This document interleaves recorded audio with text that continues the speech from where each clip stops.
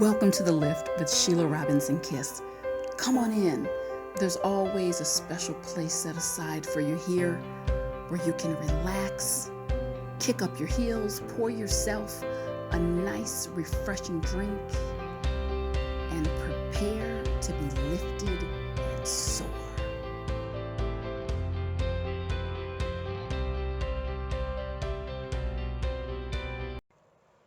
Hi, thank you so much, and welcome back to The Lift with Sheila Robinson Kiss, mental health, movement, motivation, and the best relationship advice around. If you're loving what I'm doing, please don't forget to subscribe and share the news of the channel with your friends and family. I so appreciate your support. Want to send a shout out to Jeremy. Thank you.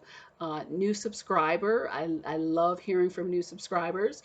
And in your note, you talked about being triggered because you've moved into a beautiful new home that you saved up for a long time. You had a housewarming gathering. You gave your neighbors a heads up, and one of your neighbors took it upon himself to call the police on you. You feel very embarrassed about this, still very upset, and still feeling triggered, even though it's been a while since this happened. And your question, I feel, was an excellent one. How can you just release this and move on?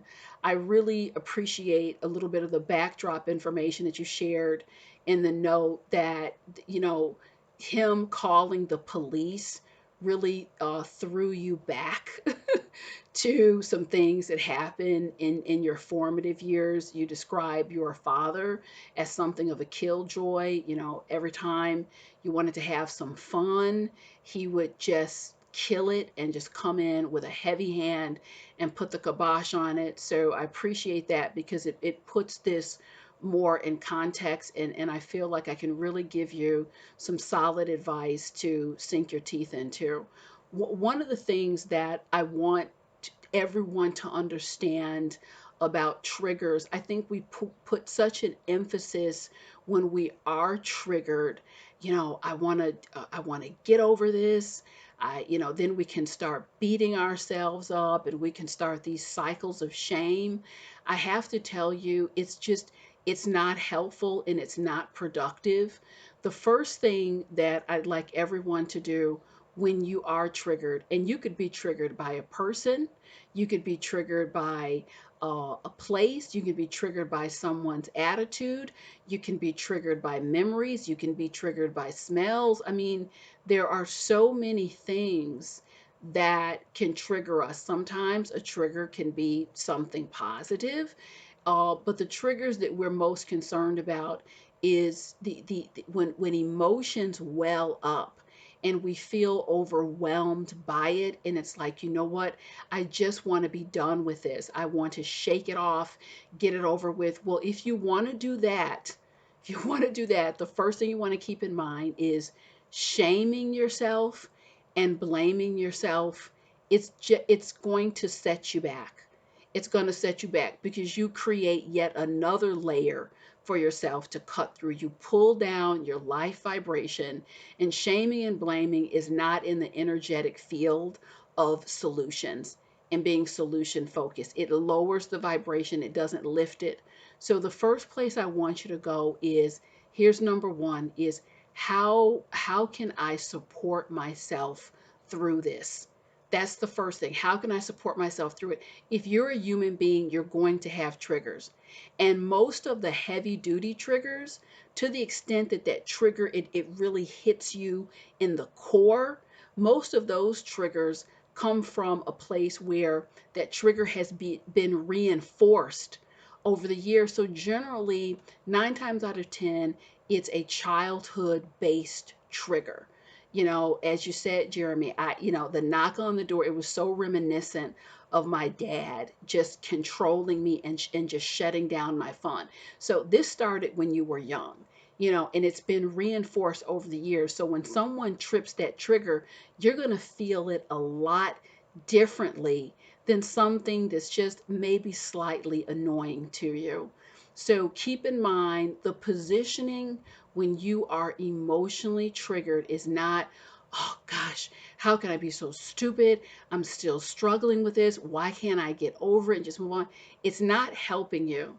The positioning is, all right, let me go to home base. This is happening. I've been triggered. How can I support myself through this? I want to give you 5 things to think about. And these are things that have helped me tremendously over the years. I had to work this whole system very recently. I was triggered by something that I was struggling for a bit because I'm like, how come this feels different than other times that I've been triggered? Like I'm kind of having a difficult time moving on from this myself. And the conclusion I came to once I really sat down to think about it, it's important to also stop and process what is happening. It's really because I was being triggered on multiple levels. Like ordinarily, I'm triggered by someone or something, I can process it and, I'm on my merry way. This was very different because of how the circumstance and the individual is positioned. It's more or less a project that I'm locked into. It's not as if I can just process it and walk away. I have to see this person inside of this environment on a fairly consistent basis for a certain space and time. So that's what I isolated. That's what was new.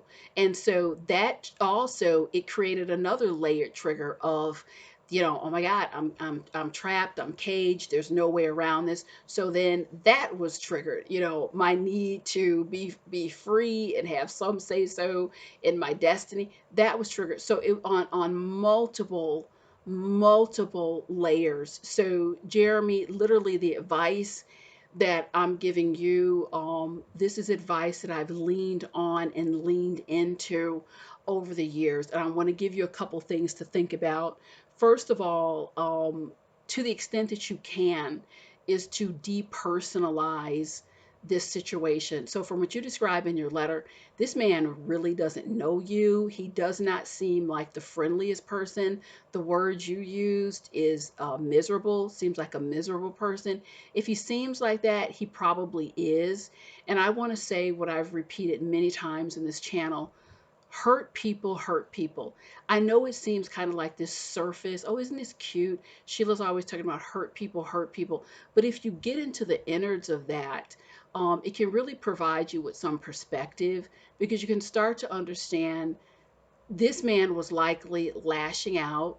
Um, I don't know how he's set up. Probably not in a way that he can have, 25 to 30 people in his backyard or in his home. He may be isolated. There's just a reason that someone, it's not like it's 2 or 3 a.m., between 9 and 10. There's a reason someone would just take it upon themselves. A new neighbor, he had to have likely some frame of reference. Okay, he wants to show off his new house. So we know something's going on with him. Hurt people hurt people. The second thing I want you to think about, this has helped me so much. It's been such a healing mind frame and concept for me. I want you guys to understand something. When someone behaves in a rude way, you are triggered based on that behavior, I want you to keep something in mind. That is one option. There's 40 or 50 different ways that a different person would have responded. It's really important to keep that in mind so you can get out of your tunnel vision. you know, Jeremy, a different neighbor would have been like, hey, let me kick my heels up with some lemonade. He's having a good time. It's nice to have some life going on in the neighborhood. Someone else may have just as likely said, you know what? I get it. I get it. He's celebrating. Beautiful place. Yet another person, you said you gave him a heads up. Hey, he let me know he was going to have some company. That's very classy. I'm not one for noise. I'm going to go out for dinner Saturday when he's hosting this thing. So I think the reason why that's so helpful is it gives us yet another layer of perspective on what we're dealing with. Because to me, Elevated people, classy people handle things in elevated, classy ways. So it's been so healing to just remind myself, you know what? There's a million different ways that a person could have responded, and this person took the lowest road possible. So it's just another way to buffer perspective, if you will. And then I want you to center yourself immediately. It's what I went back to before. It's self-soothing. Focus on how can I support myself through this? Not the annoyance, not I've been triggered in 1,000 different ways. You immediately want to come back to home base. How can I support myself through it?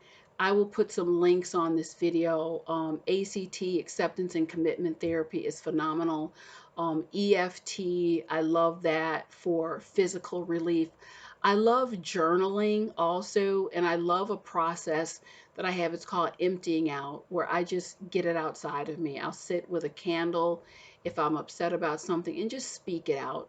You know, I'll share just like someone is in front of me, or if it's not a person who triggered me, it could be a circumstance. I just make sure that I get that out of my body, out of my mind. We don't want to sit on this because it festers. I also want you, and this is really, really, really important. It's We can get into these mental spirals when you focus on the source of the trigger. You focus on the source of the trigger and not calming and soothing yourself. It's a nuanced difference.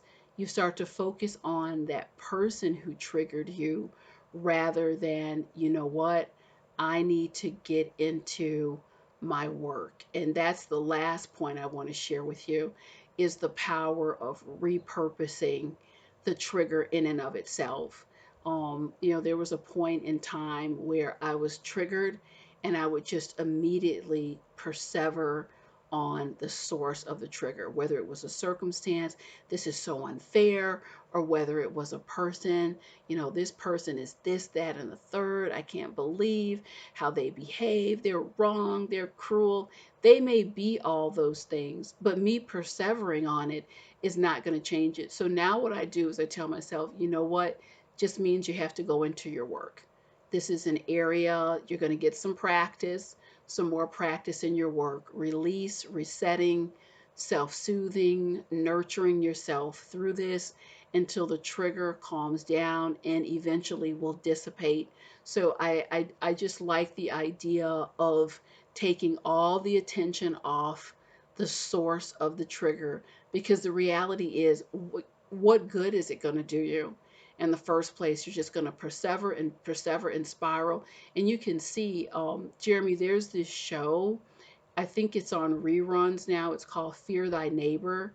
And I used to really be into this show. And I think because the psychology behind it was so fascinating to me. And I could literally see how these people, they were persevering and they were fixated. And it just all goes back to your mental health tools and I mean, look that show up, Fear Thy Neighbor. Some crazy stuff resulted, like killed, gunshot wounds, all of this because people did not have the tools to release and to let go. It's really just, it's absolutely critical to get into the spirit of being compassionate with yourself, working with yourself, loving yourself through it in a non-judgmental way, because these triggers run amok.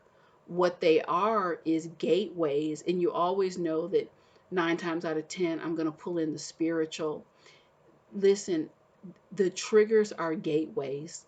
I've told you all many, many times about these dark influences. I honestly, I wish I didn't have to discuss this, because it's just, I'd rather be eating some chocolate ice cream. But I do have to give you the truth as I know it. You have to understand that when you're triggered in that outlay of emotion to a dark influence, it just smells like a barbecue. Yummy.